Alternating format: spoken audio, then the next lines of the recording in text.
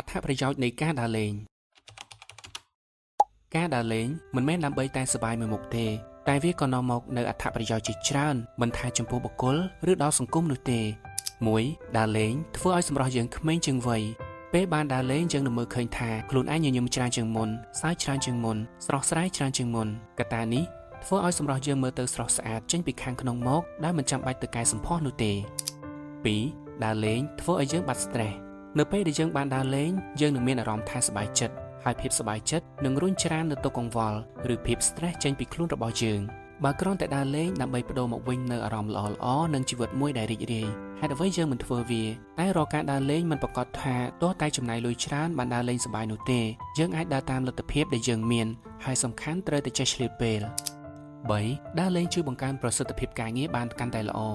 ដើរលេងធ្វើឲ្យខួរក្បាលយើងស្រឡះជាងមុនអាចគិតអ្វីបានលឿននិងមានគំនិតច្នៃប្រឌិតថ្មីៗច្រើនប្រសិនបើរាល់ថ្ងៃយើងគិតតែពីអង្គុយធ្វើការដោយប្រើខួរក្បាលសួរថាមានគំនិតច្នៃប្រឌិតឯណាដែលចេះតែគិតឃើញរហូតនោះខួរក្បាលក៏ចេះហត់ខួរក្បាលក៏ត្រូវការសម្រាកខ្លះដែរអញ្ចឹងសម្រាប់អ្នកដែលប្រឹងប្រែងធ្វើការអត់មានពេលដើរលេងលំហែខួរក្បាលសោះប្រចាំតែថ្ងៃណាមួយខួរក្បាលលេងសហការតិចថាស្លន់និយាយនេះមិនមែនបំភ័យទេគ្រាន់តែប្រាប់ឲ្យពិចារណាប៉ុណ្ណោះ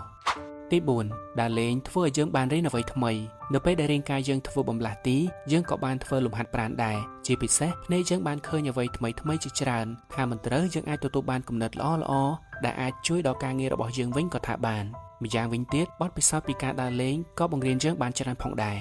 5. ជួយដល់សេដ្ឋកិច្ចជាតិការដើរលេងគឺត្រូវចាយវាយទៅលើម្ហូបអាហារការស្នាក់នៅឬការធ្វើដំណើរវាក៏ជាផ្នែកមួយដែលជួយដល់ចរន្តសេដ្ឋកិច្ចជាតិខ្លះដែរហើយអ្វីដែលកាន់តែសំខាន់គឺចំណុចទី 6 ជួយផ្សព្វផ្សាយតំបន់ទេសចរក្នុងស្រុកយើងគ្មានការដើរលេងណាមួយដែលមិនថតរូបឬវីដេអូនោះទេក្នុងពេលបច្ចុប្បន្ននេះយើងអាចផ្សព្វផ្សាយពីតំបន់កំសាន្តនានាក្នុងស្រុករបស់យើងទៅកាន់ភ្ញៀវទេសចរជាតិនិងអន្តរជាតិបានកាន់តែងាយស្រួលតាមរយៈបណ្ដាញសង្គមល្បីៗដូចជា Facebook, TikTok ឬ YouTube ជាដើមវាក៏បានជាឥទ្ធិពលមួយផ្នែកធំក្នុងការចូលរួមផ្សព្វផ្សាយផងដែរតែអ្វីដែលគួរតែពង្រឹងបន្ថែមគឺការចូលរួមថែរក្សាបរិស្ថាននិងរៀបចំសណ្ដាប់ធ្នាប់ឲ្យបានល្អព្រមទាំងចំណុចផ្សេងៗទៀតដែលពាក់ព័ន្ធ